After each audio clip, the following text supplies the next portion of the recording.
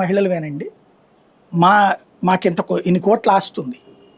ఇప్పటికి ఇంతకొచ్చాం 2 ఏళ్లలో. ఎందుకో తెలుసా అండి? పేకాట వల్ల. సోన్సో క్లబ్‌లో ఆడుతున్నారండి.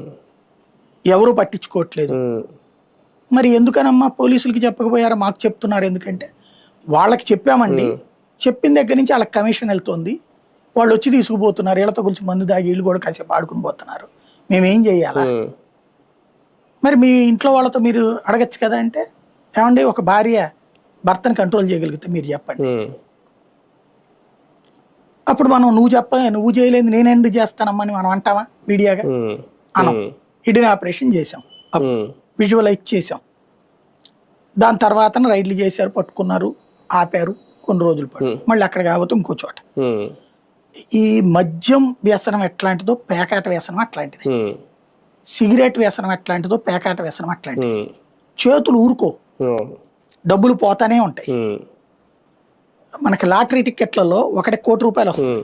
వాడిని చూసి 2 కోట్ల రూపాయలు డబ్బులు పెడితేనే కదా వచ్చేదాడు. కోటి ఎట్టేస్తాడు జేబుల నుంచి డబ్బులు ఇవ్వడానికి లాటరీ.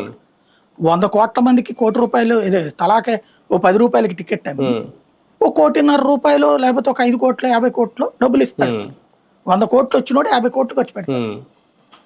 ఈ 100 కోట్లు ఎవరి దగ్గర నుంచి కలెక్ట్ చేస్తారు? జనం దగ్గర నుంచి కదా.